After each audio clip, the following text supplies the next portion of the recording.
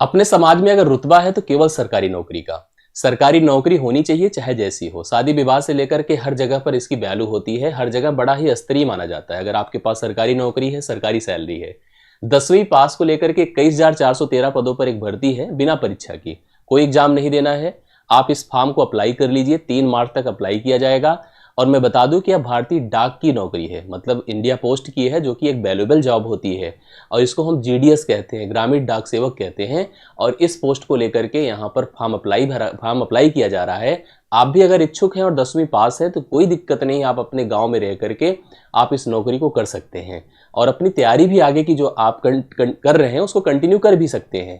तो यह एक ठीक ठाक नौकरी आपके सामने है। आप सभी लोग इस वीडियो में इस नौकरी को लेकर के जो जनरल छोटी छोटी बातें हैं उसको स्पष्ट कर लीजिए। अगर आपको लगता है कि हम अप्लाई करने की स्थिति में है तो जरूर अप्लाई करिए। हमारी कोई भी आपको ना तो प्रेशर है ना तो कोई बहुत बड़ा सजेशन है। मैं बस एक बात आपको इन्फॉर्मेशन के तहत, एक मतलब अवेयरनेस के तहत मैं आपको प्रोवाइड कर दे रहा हूं। आप लोग को अगर लगता है तो आप इस नौकरी के लिए अप्लाई करिए। मैं कहूंगा बिल्कुल बुरी नहीं है अगर आप छोटी मोटी नौकरी जाकर के बड़े शहरों में प्राइवेट नौकरी कर रहे हैं 10, 12, 15, 20 हज़ार की, तो उससे बेहतर है कि अपने घर पर अपने गांव में रह करके इस नौकरी को आप करके एक प्रतिष्ठित जॉब भी अर्जित करेंगे, अपने घर के आसपास भी रहेंगे और धीरे धीरे अगर आपके अंदर इच्छा शक्ति है तो आगे बड़ी नौकरियों के लिए भी आप विकल्प तलाश सकते हैं, मेहनत करके अच्छा अचीव कर सकते हैं। तो 21,413 पदों पर बिना परीक्षा की होने वाली यह भर्ती की फॉर्म भरे जाने की अंतिम तिथि 3 मार्च है। सबसे पहले आप इस भर्ती को लेकर के जो मुख्य बातें हैं समझ लीजिए। कुल पद है 21,413, तो ठीक ठाक पद है, मतलब अच्छी खासी भर्ती है। एक ऑफिशियल साइट है इंडिया पोस्ट जीडीएस ग्रामीण डाक सेवक online.gov.in, इस पर जाकर भर सकते हैं या तो सरकारी रिजल्ट पे जाकर के आप फॉर्म अप्लाई कर सकते हैं। योग्यता क्या होनी चाहिए? 10th पास होना चाहिए और 10th में भी जैसे आर्ट ग्रुप नहीं, मैथ साइंस ग्रुप होना चाहिए, मतलब जो साइंस वाला वर्ग होता है वो होना चाहिए।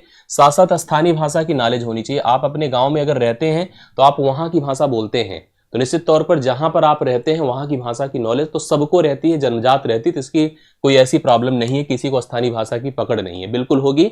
साथ साथ कंप्यूटर की नॉलेज, आजकल तो आप कंप्यूटर से ज्यादा मोबाइल फोन यूज कर रहे हैं और सब कुछ हमको लगता है कि आजकल आपके टैब पर, आपके फोन पर अवेलेबल है।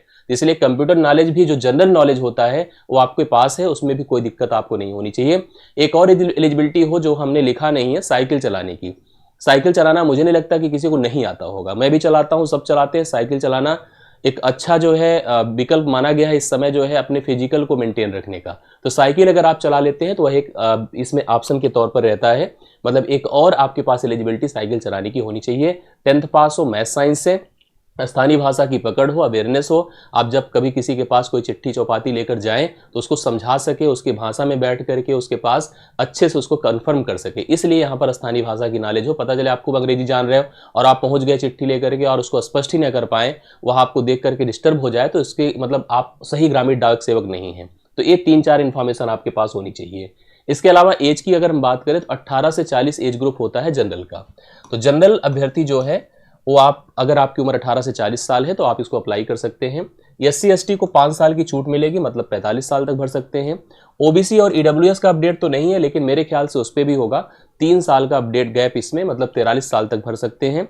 जो फिजिकली हैंडीकैप्ड हैं, जो ट्राई साइकिल का यूज कर सकते हैं और भी कुछ ऐसी विषमताएं होती हैं शरीर में, 10 साल का उनको जो है एज रिलैक्सेशन मिलेगा, मतलब वो 50 साल तक इस फॉर्म को भर सकते हैं। इसके बाद बात करता हूँ फीस की। फॉर्म भरे जाने की फीस केवल 100 रुपये है। किसके लिए? जनरल के लिए, OBC के लिए और EWS के लिए। SC ST और फीमेल के लिए यह पूरी तरह से निःशुल्क है, आप ऐसे ही फॉर्म अप्लाई कर दीजिए, कोई दिक्कत की बात नहीं है। इसके बाद देखिए, चयन प्रक्रिया मेरिट बेस्ड है, कोई परीक्षा नहीं है, नो एग्जाम। आपको कोई भी एग्जाम पार्टिसिपेट नहीं करना है, सीधा अपना डॉक्यूमेंट अप्लाई करिए। डॉक्यूमेंट के मार्क्स के आधार पर लिस्टिंग, शॉर्ट लिस्टिंग की जाएगी, मेरिट बनेगी और डॉक्यूमेंट वेरिफिकेशन इसका मुख्य प्रोसेस है कि डॉक्यूमेंट आपका सही हो, निर्णायक हो और उसी के आधार पर यह भर्ती या प्रक्रिया आपको देखने को मिलेगी, मतलब आप इसमें अप्लाई कर सकते हैं या इसके सिलेक्शन का प्रोसेस है। तो आपके पास एक मौका है, अगर आप अप्लाई करना चाहें तो बिल्कुल कर सकते हैं। तो फाइनली इसको लेकर के देखिए, एक छोटी सी जानकारी इस पर स्पष्ट है, आप इसको मैं टेलीग्राम ग्रुप में डलवा दूंगा। मेरे टेलीग्राम ग्रुप पे आप जुड़े हैं, कौन सा? ये टेलीग्राम ग्रुप। मेरे टेलीग्राम ग्रुप पे अगर आप जुड़े हैं तो आपको यह इन्फॉर्मेशन मिल जाएगी, आप देखेंगे डिस्क्रिप्शन में टेलीग्राम ग्रुप है, उस पर मैं इसको अपडेट करवा दूंगा। कुल 21,413 पदों पर भर्ती के लिए वैकेंसी आई है। सारी वो बातें हैं, देखिए लास्ट में मैंने मेंशन किया, यहाँ पर मेंशन हुआ है कि मेरिट लिस्ट और डॉक्यूमेंट वेरिफिकेशन के आधार पर चयन होगा। शैक्षणिक योग्यता, आयु सीमा, आवेदन शुल्क, आवेदन कैसे करें, आप ऑफिशियल जाकर के अप्लाई कर सकते हैं, या तो आजकल तो तमाम जो है जनसेवा केंद्र होते हैं वहां पर भी आप जाकर के फॉर्म भरवा सकते हैं। 3 मार्च तक भराना है, 3 मार्च तक आप इस फॉर्म को भर सकते हैं। 17 तारीख है आज, अभी आपके पास समय है, बिल्कुल आप इस फॉर्म को भरने में देरी मत करिए। मुझे लगा कि ये जरूरी जानकारी है जो आप सबको मिलनी चाहिए, आप सबके पास होनी चाहिए, आप जरूर इसको अप्लाई करिए। बहुत बहुत धन्यवाद, थैंक यू सो मच।